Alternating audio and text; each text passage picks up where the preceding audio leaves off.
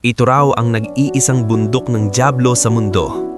Matagal nang binabantayan ng gobyerno ng Amerika ang bundok na ito.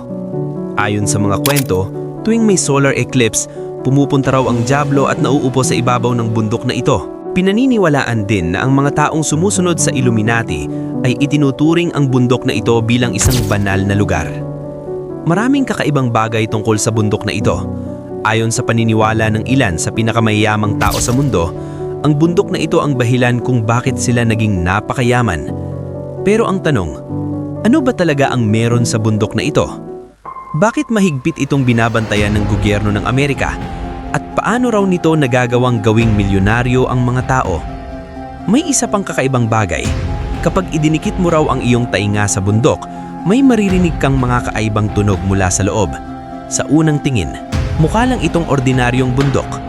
Pero kung mapapansin mo ng mabuti, walang ibang bundok sa loob ng ilang kilometro sa paligid. Mag-isa lang itong nakatayo sa gitna ng isang malawak na kapatagan. Huwag mong maliitin ang laki nito. Ang bundok na ito ay humigit kumulang 1,500 talampakan ang taas mula sa lupa at halos 1 kilometro ang lapad. Ang pinakatuktok nito ay napakalawak. Sinasabing kasya pa roon ang isang football stadium. Ang bundok na ito ay matatagpuan sa estado ng Wyoming sa United States at ang pangalan nito ay Devil's Tower. Hindi ito katulad ng karaniwang bundok. Mapapansin mo na ang mga gilid nito ay may mahahabang guhit o marka.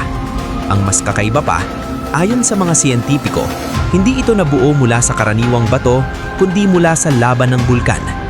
Pero hanggang ngayon, hindi pa rin alam ng mga siyentipiko kung paano nabuo ang napakalaking bundok na ito mula sa laba sa gitna ng isang kapatagan, lalo na't walang bulkan sa loob ng daan-daang kilometro sa paligid. Mas nakakagulat pa, natuklasan ng mga siyentipiko na parang iisang napakalaking bato lang ang bumubuo sa buong bundok. Napakahalaga ng bundok na ito para sa gobyerno ng Amerika. Sa ilang espesyal na araw bawat taon, naglalagay sila ng bandila ng Amerika sa paligid nito at pagkatapos ng ilang araw ay tinatanggal din iyon. Ayon sa mga kwento sa internet, may mga napakayayamang tao sa mundo na pumupunta rito, lalo na ang mga sinasabing kasapi ng Illuminati. Para sa kanila, isang banal na bundok ito dahil naniniwala silang dito raw nakatira ang dyablo.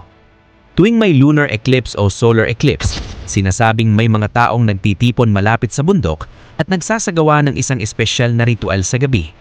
Dahil bawal ang kamera, kakaunti lamang ang impormasyon tungkol dito. May mga video sa internet kung saan makikitang may mga taong nagdarasal sa paanan ng bundok. Ayon sa kanilang paniniwala, tuwing eclipse ay dumarating ang dyablo at nauupo sa ibabaw ng bundok, kaya doon sila nagdarasal. May mga lumang lihim na aklat na mahigit 500 taon na ang tanda na nagsasabing dati raw wala pang bundok sa lugar na iyon. May mga tribo raw na nakatira roon at may isang napakalaking oso. Isang araw, may mga batang naglalaro nang biglang dumating ang oso at hinabol sila. Halos lahat ay napatay nito, maliban sa 2 batang babae na umakyat sa isang maliit na bato at nagdasal para mailigtas. Bigla raw umangat mula sa lupa ang napakalaking bundok na ito upang proteksyonan sila. Sinasabi rin ng kwento na ang mga mahahabang guhit sa gilid ng bundok ay marka ng kuko ng oso dahil sinubukan daw nitong akyatin ang bundok para abutin ang 2 bata. Simula noon, sinimulan daw ng tribo na sambahin ang bundok na iyon.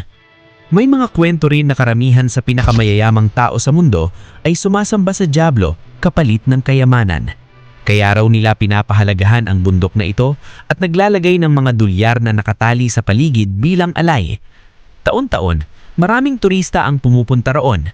May ilan sa kanila ang nagsabing nakarinig sila ng kakaibang tunog mula sa loob ng bundok at may iba naman ang nakapansin na parang mas mabilis ang galaw ng mga bagay sa lugar na iyon.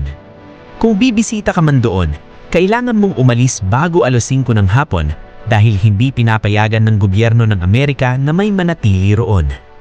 Marami pang misteryo sa mundo na hindi pa natin nalalaman. Kung gusto mong makakita ng mas marami pang ganitong impormasyon, huwag kakalimutang i-share at i-like. Paki-subscribe na din sa YouTube channel ko, In This Your Kaibigan TV. Salamat sa panonood.